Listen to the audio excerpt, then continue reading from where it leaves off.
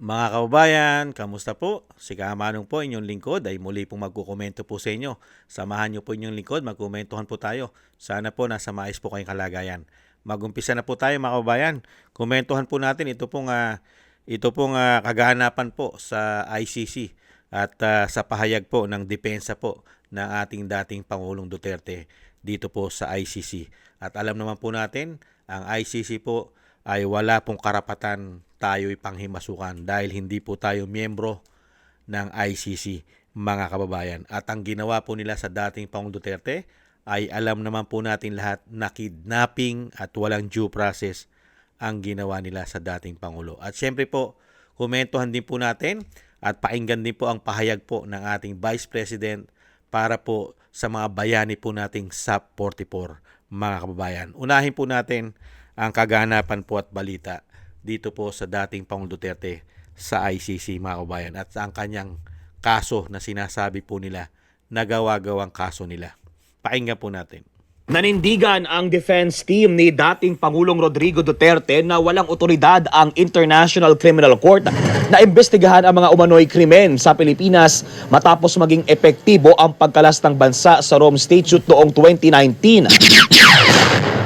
Sa isinumiteng dokumento nitong Biyernes, tinutulan ng depensa ang pahayag ng prosekusyon na ang preliminary examination bago ang pag-withdraw sa Rome Statute ay sapat para magkaroon ng bisa ang jurisdiksyon ng ICC sa kaso.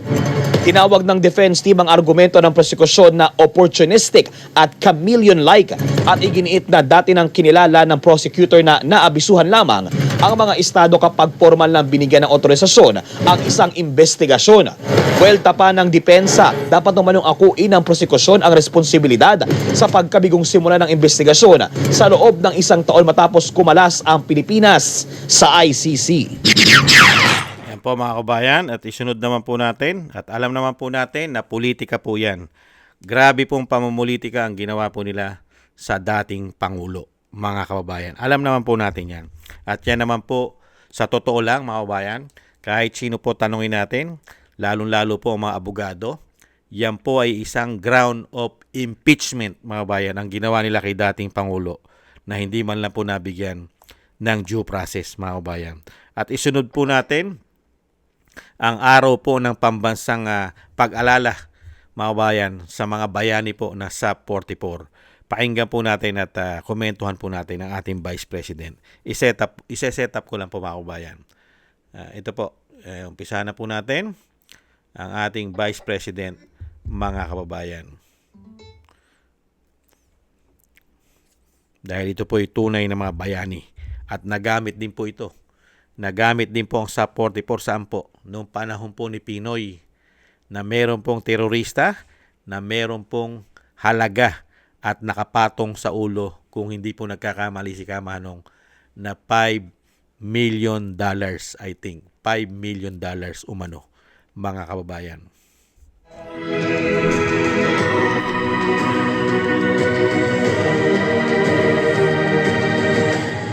Assalamualaikum warahmatullahi wabarakatuh. Madayaw ug maayong adlaw kaninyong tanan. Magandang araw sa inyo lahat. Sa araw na ito, kinikilala at binibigyan natin ng pagpupugay ang 44 na matapang na mga miyembro ng Philippine National Police Special Action Force na nagbuwis ng buhay sa ngalan ng kalayaan, kapayapaan at tungkulin sa bayan. Sila ay mga bayani. Nananatili sa ating mga diwa ang kanilang legasiya. Ang tunay na kahulugan ng dedikasyon at pagmamahal sa bayan. Let us honor their lives by continuing what they have fought for, to shield our fellow Filipinos, especially the youth, from the threats of terrorism and violent extremism. As we pause to honor the incredible bravery of each member of SAF 44, let us also keep the families they have left behind in our thoughts and prayers. Their enduring spirit in facing the profound impact of loss is truly inspiring. They deserve our deepest respect and compassion. Mahalin natin ang Pilipinas. Para sa Diyos, sa bayan, at sa bawat pamilyang Pilipino. Syukran. Yan Yan po mga kabayan, ang pahayag po ng ating Vice President sa pag-alala at syempre po pagpupugay natin sa mga bayani po natin mga tambay, ang SAP 44 mga kabayan. Dahil po ito sa kapabayaan, hindi po ba? Kapabayaan umano ng dating administrasyon ni Pinoy. Kaya po na maraming nagbuhos buhay katulad po ng mga bayani na SAP 44 mga kababayan. Tayo po'y saludo po sa tapang at kabayanihan po ng SAP 44. Kahit po humantong po sa kanilang kamatayan ang kapabayaan ng gobyerno. Sa sobrang kapabayaan po nung panahon po ni Pinoy, kaya po nagbuhis ng buhay ito mga kababayan dahil po doon sa sinasabing paghuli doon sa mga terorista na sinasabi. At syempre po, wala po itong nakuhang sinasabi dahil napanood po natin ito. Wala pong enforcement, tumagal po na napakatagal at walang backup na nakuha po ang SAP 44 hanggang sila po'y naubos. Nakakalungkot po nangyari.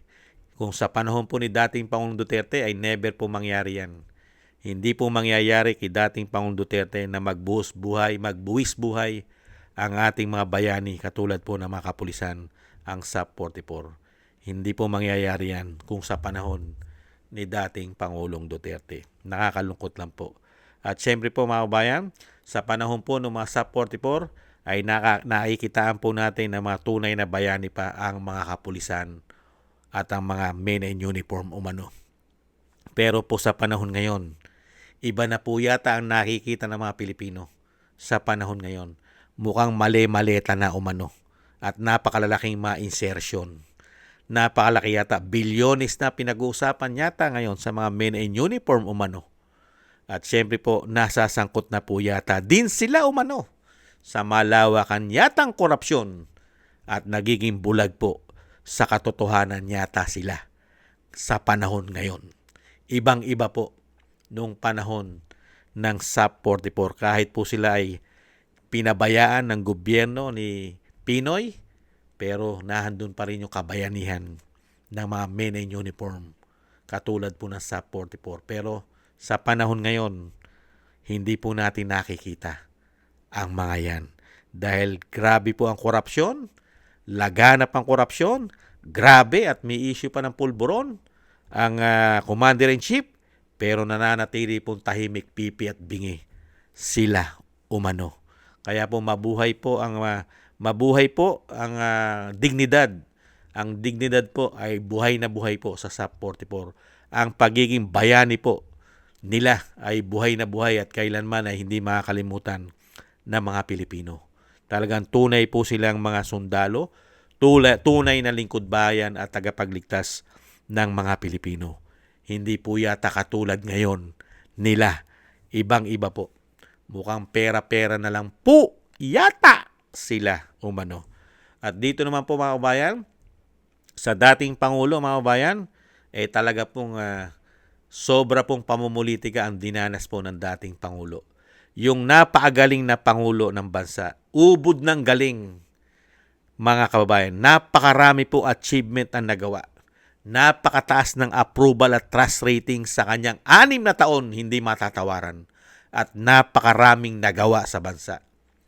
Siya pang pinulitika, itinapon ng walang due process, kidnapping ang lumabas. Ito po mga walang hiya na ito umano.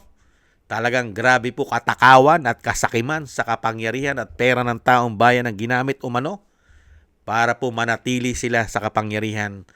Pero ang ginawa naman po, kung bibigyan natin ng comparison ang panunungkulan nila at sa panunungkulan ni dating Pangulong Duterte, ni hindi man lang po umabot sa kuko ng achievement nila sa napakaraming achievement na nagawa ni dating Pangulong Duterte.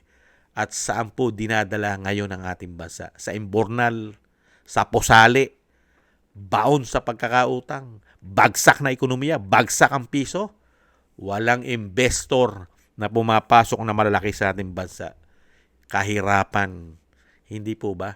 Napakarami pong problema ng bansa, lalo-lalo po sa pulburon, korupsyon, Di po ba? At nahandyan pa ang makakaliwa na mahigit 50 years na salot sa ating lipunan. Hindi po ba? Kaya po nakakalungkot po mga kabayan.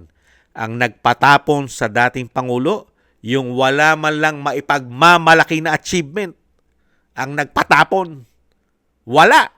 Hindi po ba? Meron po ba? Puro corruption ang issue. Puro pagnanakaw ang issue nila. Umano. Nakita nyo po? At walang maipagmalaki. At yung nagpatapon sa dating Pangulo, negative. Walang nakuha na approval at trust rating sa Pilipino. Negative. Nakita nyo po kawawalang hiya niya mahindot na yan. Ang nakapagpatapon ba, yung walang katiwa-tiwala na ang majority ng Pilipino, negative ka na sa survey. Nakita nyo po, mahigit 3 taon, siya lang ang nakagawa niyan, yung ganyang klase kahayupan umano. Hindi po ba? Saan ka nakakita? May sarili kang soberenya. May sarili kang bansa. May sarili kang judicial. May sarili kang Korte Suprema. May mga justices. Di ba? May mga huwes. May mga korte sa buong Pilipinas. Nagpa-function, gumagana. Pero merong isang pangulo, mga kababayan, na wala ng jurisdiction sa ating bansa. Ang dayuhan. Pero pinakidnap mo umano ang dating Pangulo at kitang-kita ng mahigit 100 milyong Pilipino kasama ang mga kababayan nating OFW at buong mundo nakita ang ginawa kay dating Pangulo. Isang general lang ang nakita na umaaresto at ang kanyang mga alipores. Wala kang nakitang dayuhan, walang nakitang mga Pilipino na ICC. Walang nakitang Interpol. Tanging isang general lang ang nakita na siya na po ang ICC. Siya na rin ang Interpol. Siya na rin ang judge. At siya na rin ang prosecutor.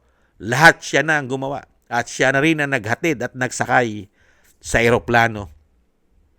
At ang pinakamasakit na kahayupan at pagtitrador at pagtataksin na ginawa nila umano, mismong Pilipino pa, eroplano pa ng Pilipinas ang naghatid sa ICC sa The Hague, sa Netherlands. Hindi po ba kahayupan yan? Pagtitrador at isa po yung impeachable. Hindi po ba, mga kababayan? Yan po. Kaya po ang iniintay na lang po natin mga kababayan, yung matapos po sila sa kapangyarihan. Pag po sila'y wala na sa kapangyarihan, lahat po ng ginawa nila sa pamilya Duterte, lalo-lalo sa dating Pangulong Duterte, ay kailangan pong panagutan nila ito sa taong bayan at lalong-lalo po sa pamilya Duterte at kay dating Pangulong Duterte. Hindi po ba? Nagsanib sila, nagsabwatan sila sa ginawa nila kay dating Pangulong Duterte. Sabwatan. Ginamit pa ang tax, ang buwis ng taong bayan para lang po sa ginawa nilang sabwatan umano. Para po makuha lang nila at maipatapon ng walang due process ang dating Pangulo. Hindi po ba? Saan ka nakakita? May sarili kang soberenya? Ipinamigay mo? Kung ganyan din ang gawin sa lahi mo, hindi po ba? Kung ang buong lahi mo, ipatapon na at hindi ka na makabalik sa Pilipinas, magugustuhan mo ba yan? Samantalang umiiral ang judicial sa ating bansa? Na ayaw hindi ka man lang litisin? At ang pinakamasakit na nangyari sa dating Pangulo, wala siyang kaso sa Pilipinas. Wala siyang nililitis doon sa sinasabi nila na napakarami raw pong natsugi sa war on pulburon. Nasaan ang mga kaso? Nasaan? At ang tanong natin, nasaan yung sinasabi nila na mahigit 30,000 na natsugi? Nasaan yun? Kung yun ay totoo, bakit hirap na hirap ang ICC at nangangalap pa ng mga ebidensya at humihingi pa ng tulong sa kanila na may tumistigo raw sa gobyerno? Nakita niyo po, kawalangyaan ng mga taong ito, mano. Wala pa palang ebidensya na matibay. Ikinulong na nila at ipinatapon na ang dating Pangulo sa ICC.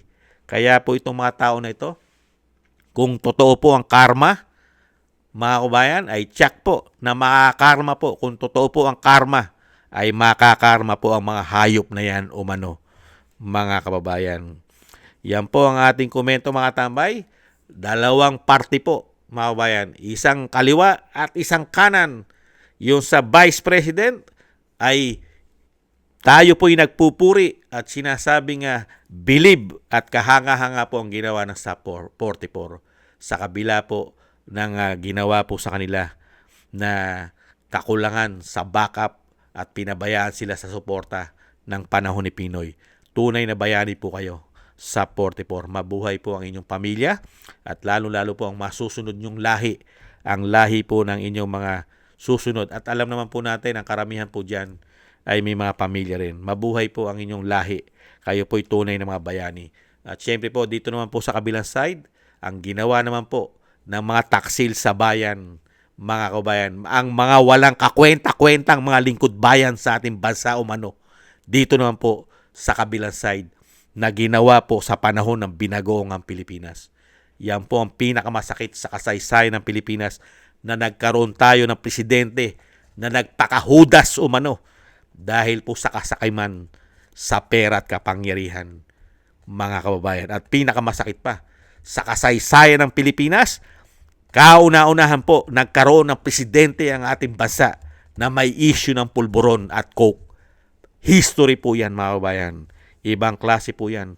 Nasingitan po tayo ng ganyang klaseng presidente.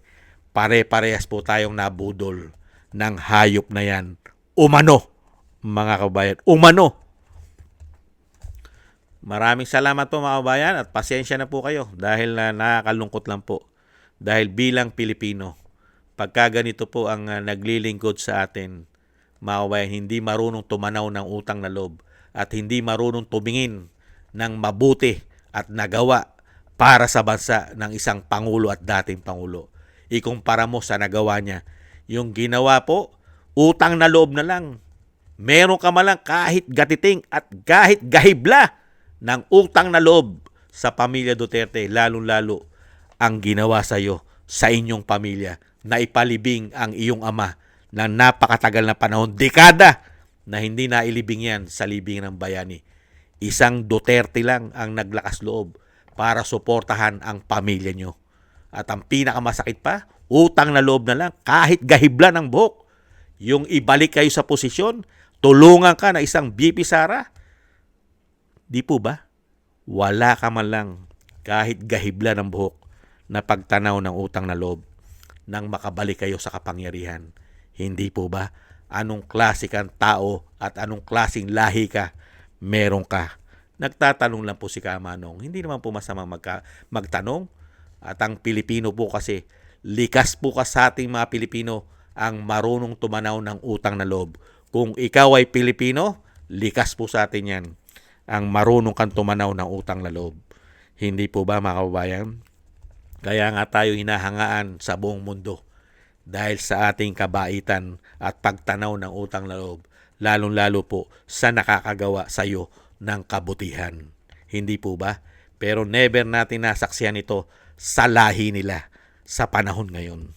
Maraming salamat po mga tambay sa naagusto po ng Tambay Makabayan sa YouTube at TikTok. At ganoon din po sa ating mga subscribers. Thank you po. At ganoon din po sa mga nagko-comment, like, share, and subscribe.